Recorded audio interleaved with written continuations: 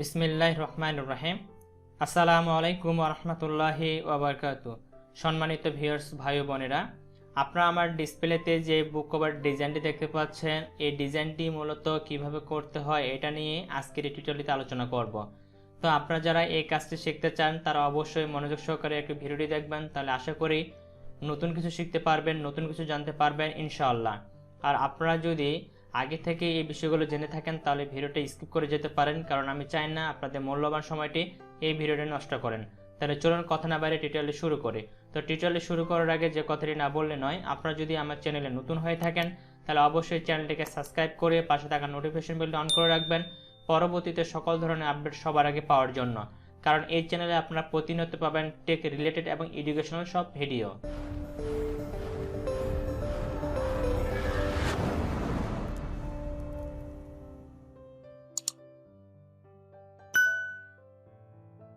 Welcome back computer screen. তো বন্ধুরা, আমরা কম্পিউটার স্ক্রিনে চলে আসলাম।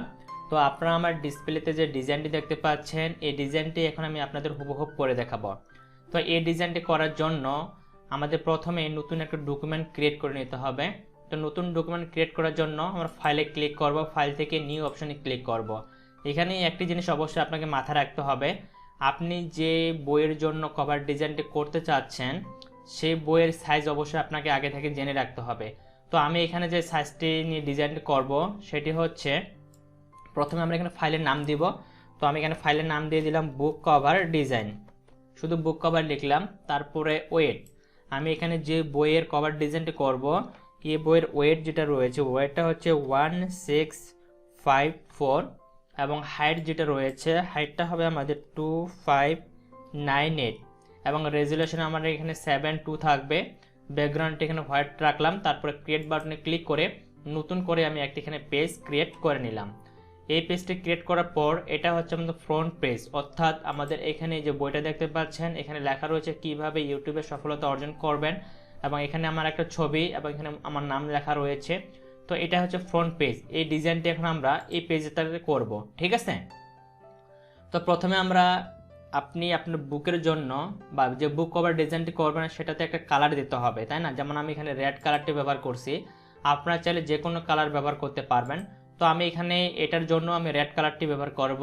তো এখানে ব্যাকগ্রাউন্ড কালার ব্যবহার করার জন্য আপনি চাইলে পেন বাকেট টুল ব্যবহার করতে পারেন, অথবা এখান থেকে অ্যাডজাস্টমেন্ট লেয়ারে ক্লিক করবেন। অ্যাডজাস্টমেন্ট লেয়ারে ক্লিক করার পর সলিড কালারে ক্লিক করবেন। তারপরে এখান থেকে একটা কালার সিলেক্ট করে দিবেন। তো আমি এখান থেকে রেড কালারটিকে সিলেক্ট করে দিলাম। তারপরে এখান থেকে ওকে বাটনে ক্লিক করলে এখানে রেড কালারটি আমাদের চলে আসবে। তো আমি এটাকে এভাবে রাখলাম। রাখার পর আমরা এখন আমাদের প্রজেক্টে যে লেখাগুলো লিখতে চাই সেই লেখাগুলো এখানে লিখব। যেমন আপনারা আমার এখানে দেখতে পাচ্ছেন আমি লিখেছিলাম এখানে যে কিভাবে ইউটিউবে সফলতা অর্জন করবেন। এই লেখাটা এখন আমরা এখানে লিখব এবং নিচে যে লেখাগুলো রয়েছে এই লেখাগুলো লিখব। তো আমি এখানে লেখাগুলো লিখতেছি। তো লেখাগুলো লেখার জন্য আপনারা যদি লেয়ার প্যানেলে লক্ষ্য করেন এখানে আমাদের দুটি লেয়ার রয়েছে, একটি হচ্ছে ব্যাকগ্রাউন্ড লেয়ার আর একটি হচ্ছে ব্যাকগ্রাউন্ড কালার লেয়ার। তো এটার জন্য আমরা যদি টাইপ করব, টাইপ করার জন্য নতুন আরেকটি লেয়ার নেব। এই জন্য ক্রিয়েট এ নিউ লেয়ারে ক্লিক করে নতুন আরেকটি লেয়ার নিলাম। এরপর টাইপিং টুলে ক্লিক করব।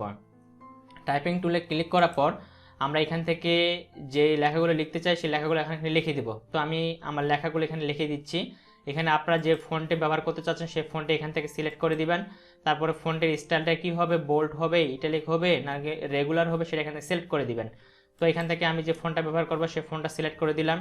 ফন্টের কালারটা আমি এখান থেকে হোয়াইটে রাখতেছি, আপনারা চাইলে এখানে অন্য কোনো কালারও ব্যবহার করতে পারেন। তারপরে জাস্ট আমি এখানে ক্লিক করলাম, ক্লিক করে এখানে আমি আমার লেখাগুলো লিখতেছি।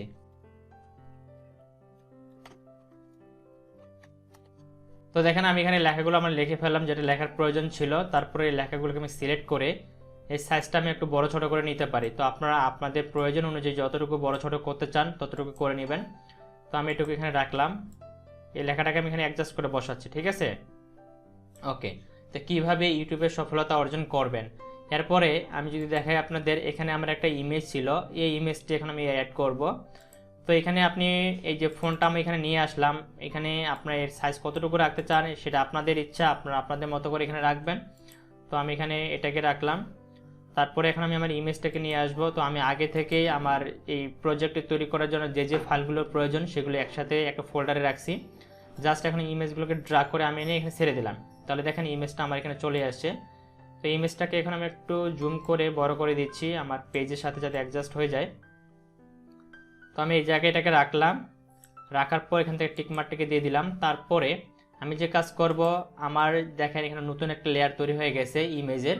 এই লেয়ারটাকে সিলেক্ট করে এই লেয়ারের যে মোডটা রয়েছে মোডটাকে আমি চেঞ্জ করে দিব। এই জন্য এখানে ক্লিক করব, ক্লিক করে এখান থেকে আমরা মাল্টিপলের জায়গায় সফট স্ক্রিন করে দিব।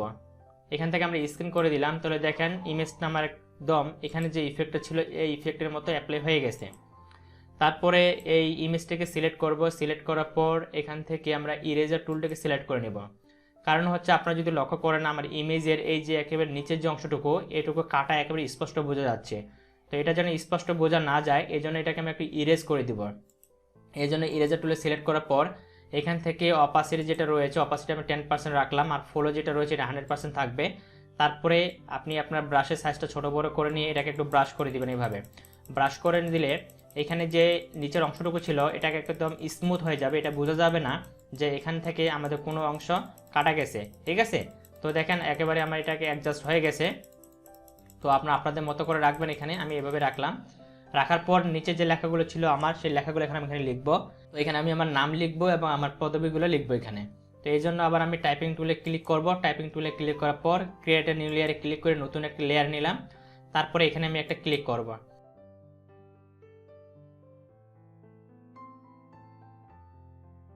তো দেখেন লেখাটা একটু বাইরে চলে গেছে, এই জন্য এটাকে ড্রাগ করে ভিতরে নিয়ে আসব। তারপরে এখানে লেখাটাকে সিলেক্ট করে ফন্ট সাইজটা আমরা একটু ছোট করে দিব। ওকে, তারপরে মুভ টুল দিয়ে সিলেক্ট করে দিয়ে আমরা এটাকে অ্যাডজাস্ট করে বসাবো। ওকে, তাহলে দেখেন আমার এখানে যে ডিজাইনটি ছিল কীভাবে ইউটিউবে সফলতা অর্জন করবেন, Mohammad Awal Hossain, freelancer and graphics designer.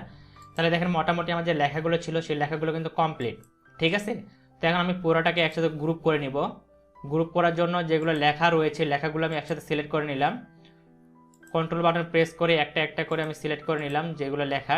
তারপর কন্ট্রোল জি প্রেস করে আমি গ্রুপ করে নিলাম, এর নাম দিলাম টেক্সট। তো দেখেন আমাদের এখানে গ্রুপ হয়ে গেছে। এরপরে আমি যে কাজটি করব, আমাদের আরেকটি সাইড এখানে যে ব্যাক সাইডটি রয়েছে এই যে এই ব্যাক সাইডে ডিজাইন করতে হবে। তো ব্যাক সাইডে ডিজাইন করার জন্য আবার আমাদের ফাইলে ক্লিক করতে হবে, ফাইল থেকে নিউ অপশনে ক্লিক করে নতুন আরেকটি পেজ ক্রিয়েট করে নিতে হবে। তো এই পেজে যে সাইজটি হবে সেই সাইজটি হচ্ছে এখানে যেটা ওয়েট রয়েছে আমাদের ওয়েটটা হবে 354, আর হাইট যেটা রয়েছে এটা থাকবে 2598, রেজুলেশন এটাই থাকবে। তারপরে ক্রিয়েট বাটনে ক্লিক করে নতুন একটা আবার ডকুমেন্ট ক্রিয়েট করে নিব। তাহলে দেখেন এখানে একটা নতুন ডকুমেন্ট ক্রিয়েট হয়ে গেছে। এখন এটারও আমি এখান থেকে অ্যাডজাস্টমেন্ট লেয়ারে ক্লিক করে সলিড কালারে ক্লিক করে এখানে একটা কালার দিয়ে দিচ্ছি।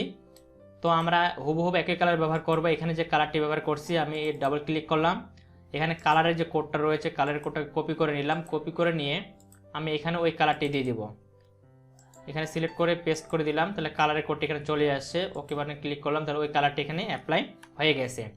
তাহলে দেখেন এখানে যেটা ছিল আমাদের এখানে একটা ইফেক্ট ছিল, সুন্দর একটা ডিজাইন ছিল। তো এটাকে প্যাটার্ন বলা হয়। এই প্যাটার্নগুলো আগে থেকে আমার ডিজাইন করা ছিল, ভিডিওটা যাতে লং না হয় এই জন্য আমি এটাকে ড্রাগ করে জাস্ট এনে এখানে ছেড়ে দিলাম। তাহলে দেখেন এই প্যাটার্নটা আমার এখানে চলে আসবে, এখনই চলে আসছে। এখন এটাকে আমি অ্যাডজাস্ট করে এখানে বসা দিলে এটা বসে যাবে। ঠিক আছে, তো দেখেন বসে গেছে।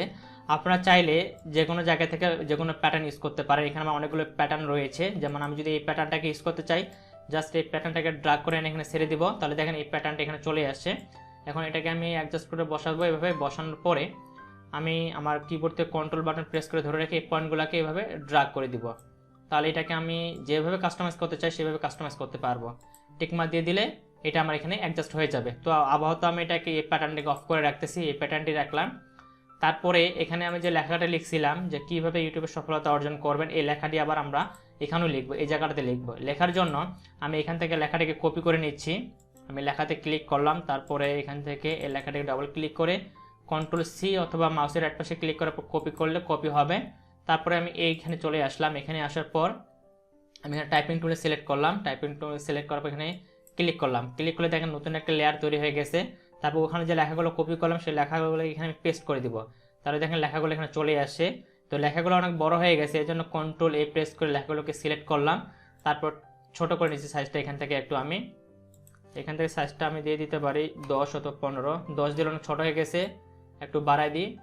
ওকে, তো এখান থেকে আমি এখানে যেটা রয়েছে এটাকে আমি এখানে এই লাইনে নিয়ে যাব, তারপরে এটাকে আমি ডাবল ক্লিক করে এটাকে আমি রোটেট করে দেবো। এখন এখানে রাখলাম, এটাকে একটু ডান দিকে সরা নিয়ে আসি, তারপরে এটাকে সিলেক্ট করব, কন্ট্রোল টি প্রেস করে সিলেক্ট করে আমরা মাউসের রাইট পাশে ক্লিক করব। মাউসের রাইট পাশে ক্লিক করার পর এখান থেকে টিক মার্কটা দিয়ে দিই, control T, shift button press করে ধরে রেখে এটাকে আমরা রোটেট করে দেব। ওকে, তো এটা আমি 90 ডিগ্রি অ্যাঙ্গেল রোটেট করে দিলাম। তারপরে এখান থেকে সাইজটাকে বড় করে দিব। এখান থেকে আমি ফন্ট সাইজটাকে আরেকটু বড় করে দিতে পারি, দেখি এখানে কতটুকু দিলে ভালো লাগে।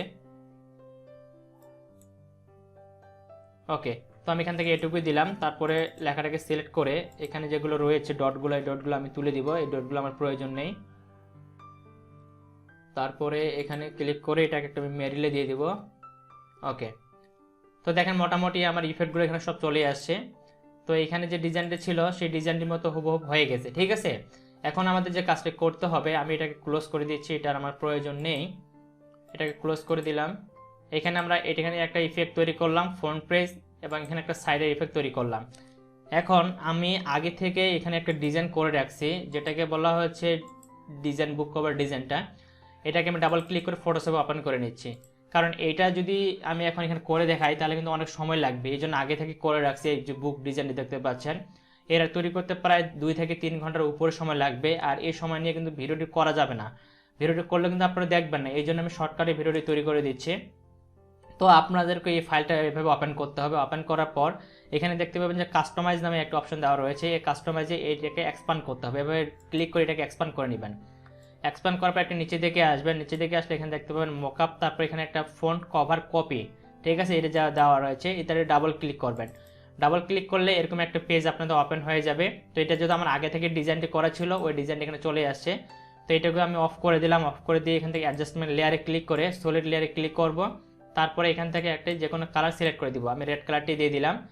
এরপরে আমরা এখানে যে বুক কভার ডিজাইনটি করলাম, এখানে এই সব লেয়ারগুলোকে একসাথে রাখবো। রাখার পর বাইরে ক্লিক করবো, যাতে কোনো লেয়ারের উপর যত আমাদের মাউসের কার্সারটি না থাকে বা কোনো লেয়ার যেন সিলেক্ট অবস্থা না থাকে, এই জন্য বাইরে ক্লিক করব। কিবোর্ড থেকে কন্ট্রোল এ প্রেস করব।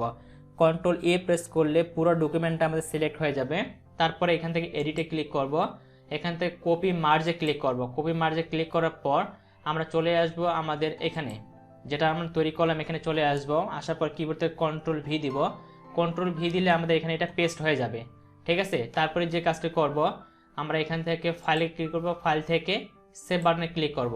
তাহলে আমরা যদি এখন এই ডিজাইনটিতে চলে আসি, তাহলে দেখেন এইটা এখানে কোনো কিছু শো করাচ্ছে না, যেহেতু আমার এটা এখানে অফ করা রয়েছে। আমি যদি এখানে চোখ অন করে দিই, তাহলে দেখেন যে ডিজাইনটা আমি করলাম সেই ডিজাইনটি কিন্তু এখানে চলে আসছে। এবার এখানে দেখেন এই সাইডগুলো কিন্তু শো করাচ্ছে না, তাই না? ঠিক একইভাবে আপনি চাইলে এখন এগুলোকে ক্লোজ করে দিতে পারেন বা সেভ করে রাখতে পারেন পরবর্তীতে ব্যবহার করার জন্য। তো আমার এটা আর প্রয়োজন নেই, এই জন্য এটাকে আমি এখান থেকে ক্লোজ করে দিলাম। এরপরে আমাদের পরে যে ডিজাইনটি করলাম এই ডিজাইনটা এখানে রাখলাম। রাখার পরে আমি আবার এটাকে বাইরে ক্লিক করব। বাইরে ক্লিক করার পর কিবোর্ড থেকে কন্ট্রোল এ প্রেস করে পুরো ডকুমেন্টটাকে সিলেক্ট করে নেব। তারপরে এডিটে যাব, এডিট থেকে কপি মার্জে ক্লিক করব। আমার এটারও প্রয়োজন নেই, এই জন্য এটাকে এখানে ক্লোজ করে দিলাম। ক্লোজ করার পর আবার নিচে দেখবেন আরেকটি লেয়ার দেওয়া রয়েছে বুক ইনস কপি। এখানে চোখ আইকনটি অফ রয়েছে, আমি অফে রাখতেছি। তারপর এখানে ডাবল ক্লিক করতেছি। ডাবল ক্লিক করে এটা ওপেন হয়ে যাবে। তো এটা যেহেতু আমার আগে থেকে ডিজাইনটা করা ছিল, এই জন্য এটা এখানে চলে আসছে। তো এইগুলোকে আমি অফ করে রাখতেছি। অফ করে এখান থেকে অ্যাডজাস্টমেন্ট লেয়ারে ক্লিক করে সলিড লেয়ারে ক্লিক করে এখান থেকে একটা কালার সিলেক্ট করে দিলাম। তারপরে যেটা আমি এখানে কপি করেছিলাম সেটা এখানে পেস্ট করে দিচ্ছি, কন্ট্রোল ভি দিয়ে পেস্ট করে দিলাম। তাহলে দেখেন এখানে নতুন একটা লেয়ার আমাদের পেস্ট হয়ে গেছে। তারপরে ফাইলে ক্লিক করব, ফাইল থেকে সেভ বাটনে ক্লিক করব। সেভ বাটনে ক্লিক করার পর আমি এখানে চলে আসতেছি। এখানে দেখেন আমার এখানে যে ডিজাইনটি ছিল যে ব্যাক সাইড, এই ব্যাক সাইড কিন্তু অফ রয়েছে, কারণ এখানে আমি চোখ আইকনটা অফ করে রাখছি। আমি যদি এখানে অন করে দিই, অন করে দিলে এই সাইডটা কিন্তু চলে আসবে। দেখেন আমার এখানে নিচে যে সাইডগুলো রয়েছে এগুলো অফ করা রয়েছে, আমি এগুলো অন করে দিলাম। তাহলে দেখেন পুরো ডিজাইনটা কিন্তু চলে আসছে। এখন আপনারা চাইলে এখান থেকে যে কালারগুলো ছিল কালারগুলো কিন্তু পরিবর্তন করে দিতে পারেন। আমি এখান থেকে আমার এই যে অ্যাডজাস্টমেন্ট লেয়ারের কালারটি রয়েছে এটা অন করে দিলাম। তাহলে দেখেন একদম রিয়েলিটি আমার আগে যে বুক কভার ডিজাইনটি ছিল ওই বুক কভার ডিজাইন এবং এই বুক কভার ডিজাইনটা একদম একই হয়ে গেছে। একদম খুবই সহজে ডিজাইনগুলো করা, কিন্তু কঠিন হচ্ছে কি মকআপটা ডিজাইন করার জন্য, কারণ এই মকআপটা ডিজাইন তৈরি করতে গেলে অনেক সময় লেগে যাবে। এই জন্য আমি কিন্তু মকআপ ডিজাইনটা এখানে করে দেখাতে পারলাম না।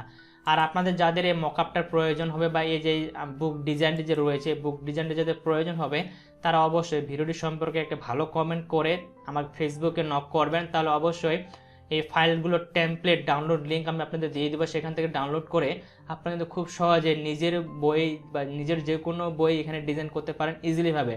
আশা করি আপনার পুরো প্রসেসগুলো বুঝতে পেরেছেন। তারপরে যদি বুঝতে কোনো জায়গায় কোনো ধরনের সমস্যা থাকে অবশ্যই সেটা কমেন্ট বক্সে কমেন্ট করে জানাবেন, আমি সেই বিষয়গুলো ক্লিয়ার করে দেওয়ার চেষ্টা করবো ইনশাআল্লাহ।